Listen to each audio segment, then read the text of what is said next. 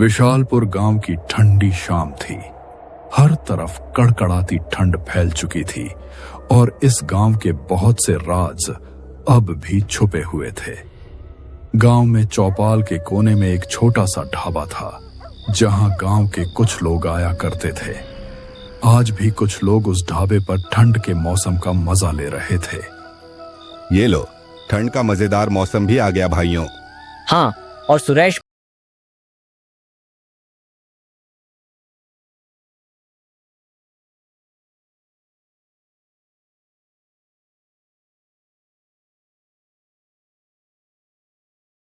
यहाँ इकट्ठा होकर चाय का मजा लेते हैं। मेरा तो दिल करता है कि इस बरसात की पूरी रात यहाँ तुम दोस्तों के साथ गुजार लूं। हाँ, वो सब तो ठीक है, लेकिन तुम लोग शायद एक बात भूल रहे हो। इस रात में जब दीपक चाचा की कहानी हो जाती है तो मजा और भी डबल हो जाता है। वैसे मुझे लगता है ये चाचा की कहानियां सब झूठी होते हैं। नहीं, ऐसा नहीं है। चाचा के किस्से सिर्फ झूठी कहानियां नहीं होते।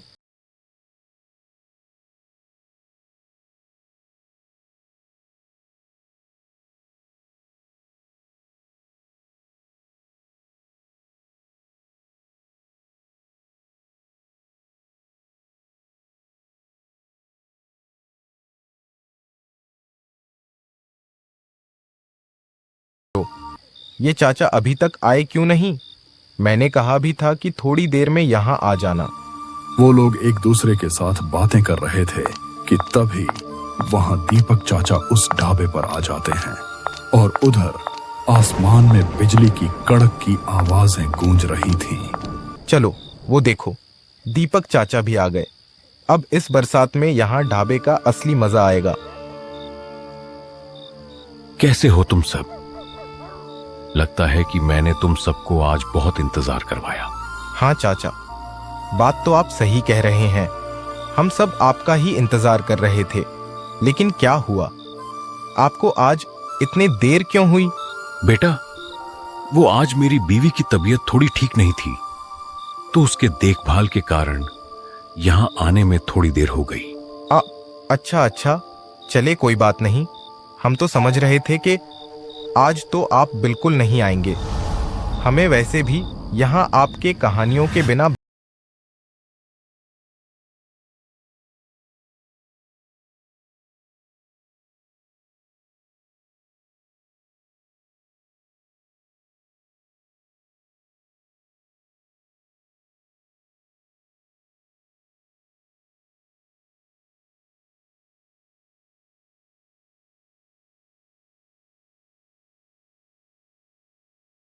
उन्हें किस्सा सुनाना शुरू कर देते हैं।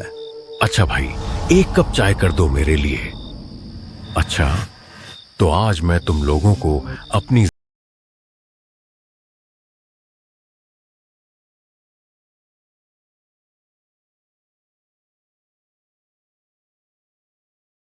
और बारिश इतनी तेज थी कि रुकने का नाम नहीं ले रही थी। उस दिन मैं अपना काम खत्म करके ऑफिस से निकला ही था और वहां के बस स्टॉप के पास किसी बस का इंतजार करने के लिए रुक गया।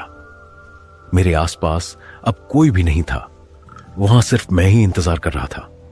कुछ देर इंतजार करने के बाद मुझे अंदाजा हो गया कि जो आखिरी बस थी वो भी छूट गई है।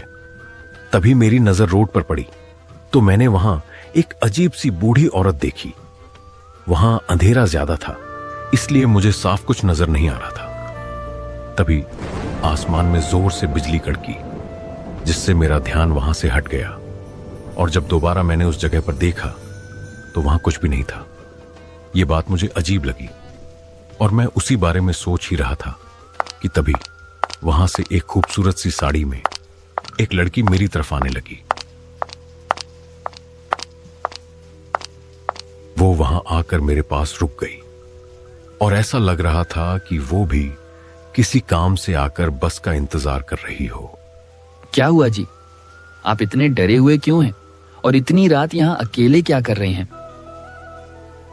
मुझे डर लग रहा है यहाँ बहुत। डर? किस चीज का डर? मुझे इस अंधेरी रात से और इस रास्ते से डर लग रहा है। क्या आपको डर नहीं लग रहा यहाँ? नहीं, मुझे तो डर नहीं लग रहा। इसमें डरने की क्या बात है?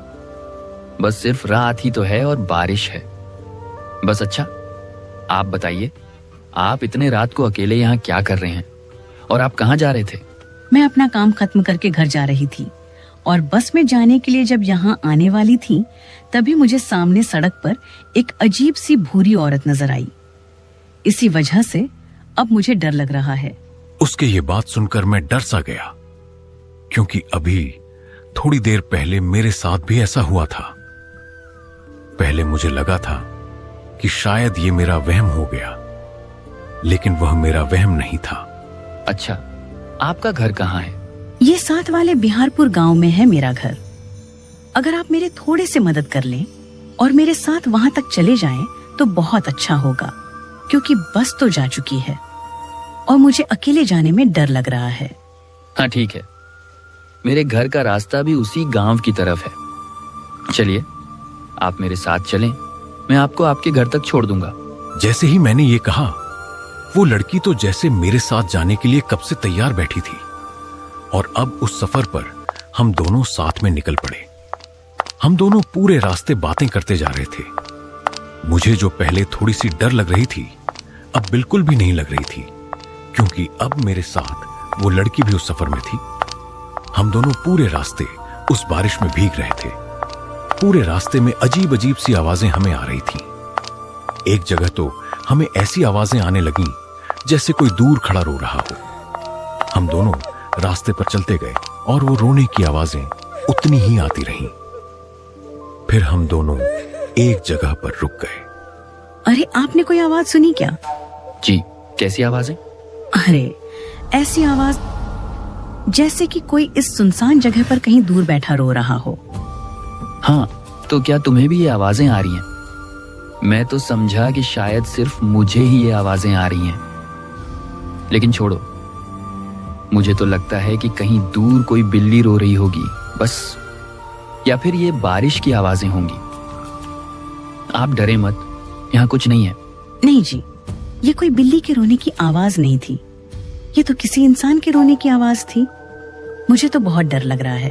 अरे अरे, डरने की तो कोई बात नहीं, आप बस मेरे साथ चलते जाइए, यहाँ कुछ नहीं है। आपको शायद पता नहीं है ना, इसलिए आप ऐसा कह रहे हैं। आज काली रात है ना, और सुना है कि इन काली रातों में यहाँ छलावे घूमते हैं। अरे, चलावा पलावा कुछ नहीं होता। क्या आप भी इन फजूल बातों पर यकीन करती हैं? अजीब बात है। वैसे अच्छा, अब छोड़ें ये फजूल बातें और आप बस मेरे साथ चलें, मैं आपको आपके घर तक पहुंचा दूं। वहां वो खौफनाक आवाजें तो मुझे भी आ रही थीं, लेकिन मैंने उस पर ज्यादा ध्यान नहीं दिया। सच बताऊं तो उस दिन डर मुझे भी लगने लगा था, लेकिन मैं उस लड़की के सामने उसे और नहीं डराना चाहता था, इसीलिए मैं उसे दिलासा दे रहा था। हम दोनों फिर से चलने लगे। क्या आपको इस सुनसान जगह पर इस अंधेरी रात में डर नहीं लगता? नहीं, इसमें डरने की क्या बात है, बस सिर्फ अंधेरा और बारिश ही तो है। नहीं साहब जी, बस सिर्फ अंधेरा और बारिश नहीं है, यहाँ पर और भी बहुत कुछ है। उसका इतना कहते ही मेरे पैर एकदम रुक गए। और भी बहुत कुछ है का क्या मतलब? और क्या है यहाँ पर? मैंने सुना है कि यहाँ पर इस सुनसान रास्तों पर छलावा घूमता है और लोगों को अपने बातों में लगाकर उन्हें अपना शिकार बना देता है। नहीं, मैंने पहले भी कहा था कि ये छलावा फलावा जैसा कुछ नहीं होता। ये सब बस पुराने झूठी बातें हैं बस। आपने कभी देखा नहीं होगा ना?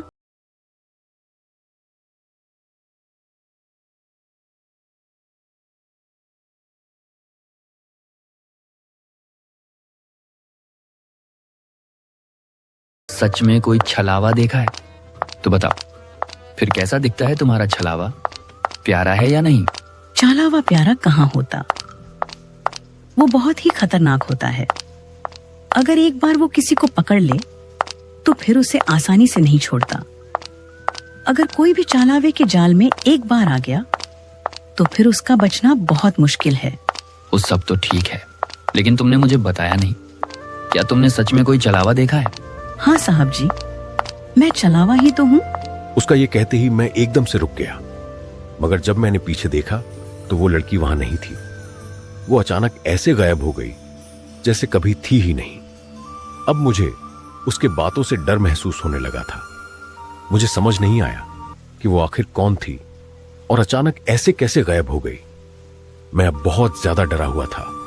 मेरा पूरा जिस्म मानो जैसे थम सा गया हो। मैंने इधर उधर देखे बिना ही फिर से चुपचाप चलना शुरू कर दिया, क्योंकि मेरे पास और कोई रास्ता नहीं था। मैं वही था जो ये चलावा भूत पर यकीन नहीं करता था, लेकिन अब उस लड़की की बातों की वजह से मैं डरने लगा था। मैं बस किसी तरह इस रास्ते को पार करना चाहता था। वो रास्ता खत्म होने का नाम ही नहीं ले रहा था।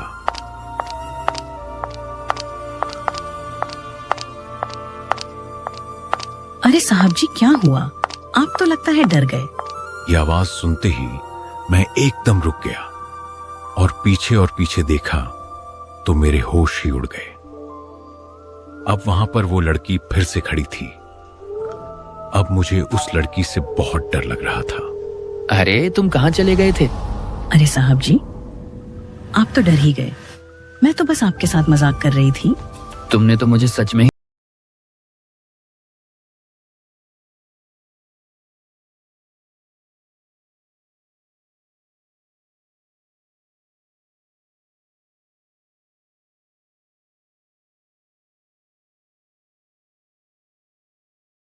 हम दोनों साथ में दोबारा जाने लगे। देखो लड़की, रात के वक्त इस तरह के मजाक ठीक नहीं होते। क्यों साहब जी, आप भी मेरे मजाक से डर गए थे ना? नहीं, मैं डर नहीं था, बस थोड़ा सा परेशान हो गया था कि तुम कहाँ चले गए। अच्छा, तो मतलब कि अभी भी आपको लगता है कि चलावा वगैरह कुछ नहीं होता? अच्छा, तुम अब बस ये बातें छोड़ो ना, कोई और बात करते हैं। अच्छा देखो, अब बस हम घर पहुंचने ही वाले हैं। नहीं साहब जी, घर तो अभी बहुत दूर है। लगता है कि तुम्हारा इस रास्ते से ज्यादा आना जाना रहता है, इसलिए तुम्हें रास्तों का पता है। क्या हर रोज इस रास्ते में अकेले जाने से तुम्हें डर नहीं लगता? क्योंकि यहाँ तो इस वक्त कोई भी नहीं जाता। नहीं साहब जी, मुझे डर क्यों लगेगा? क्योंकि मैं खुद एक चलावा हूँ। तुम भी वैसे अच्छा मजाक कर लेते हो। इस बार मैं कोई मजाक नहीं कर रही। उसका इतना कहते ही मैं दोबारा रुक गया और पीछे देखा तो अब पीछे वो लड़की दोबारा से गायब हो चुकी थी। ये देखकर अब मैं सच में बहुत घबराया था। देखो लड़की, रात बहुत हो चुकी है और हमें जल्दी बाहर जाना है, तो प्लीज ऐसा मजाक बार बार मत करो। मुझे वैसे भी ऐसे मजाक बिल्कुल भी पसंद नहीं। अब चलो, मजाक ना करो और जल्दी से बाहर आओ। अब हमें घर भी पहुंचना है। मैंने उसे बहुत आवाज दी, लेकिन वह बिल्कुल भी बाहर नहीं आई। देखो, अगर तुम 2 मिनट में बाहर नहीं आए तो मैं इस बार तुम्हें यहां अकेले छोड़कर चला जाऊंगा। मैं सच में इस बार तुम्हें यहां छोड़कर चला जाऊंगा, तो प्लीज अब निकलो। अब मेरे बार बार कहने पर भी वो बाहर ना आई और मैंने वहां से जाने का सोच लिया था, लेकिन मुझे उस लड़की की भी थोड़ी फिक्र हो रही थी। आखिरकार रात बहुत काली हो चुकी थी और बारिश भी थी, इसलिए मुझे वहां से जाना ही ठीक लगा। अब थोड़ा चलते चलते जब मैंने रास्ते को देखा तो वो रास्ता उसी तरह का था जहां से मैं पहले जा चुका था। जब मैंने चारों तरफ देखा तो मुझे यह महसूस होने लगा था कि यहां कुछ ना कुछ ठीक नहीं है, लेकिन अब मुझे कुछ समझ नहीं आ रहा था और मेरे पास कोई और रास्ता भी नहीं था, इसलिए मैं बस चलता ही जा रहा था। चलते चलते अचानक मेरे पीछे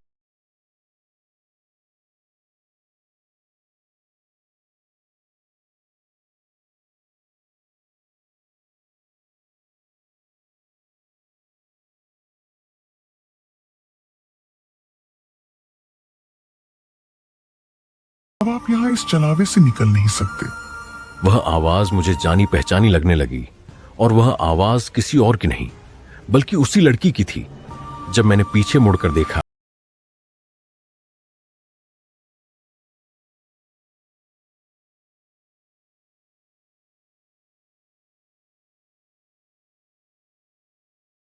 तरह था, वह लड़की अब पूरी तरह बदल चुकी थी। उसका भयानक हुलिया देखकर मैं सच में सन्न रह गया। वह सारा मंजर देखकर उस वक्त डर के मारे मेरी पैंट गीली हो गई और मैं जल्दी से वहां से भागने लगा। मैं तेज तेज वहां से चलने लगा। मैं बस किसी तरह उस छलावे के फंदे से बाहर निकलना चाहता था। तभी वहां एक रिक्शे में बैठा आदमी मेरे सामने आ गया और मैं उसके साथ बैठकर तुरंत वहां से चला गया। बाद में मुझे उस आदमी से पता चला कि उस सुनसान रास्ते पर काली रात में अक्सर छलावे घूमते रहते हैं जो लोगों को अपना शिकार बनाकर खत्म कर देते हैं। लेकिन उस दिन मेरी किस्मत अच्छी थी, इसलिए मैं वहां से बच गया।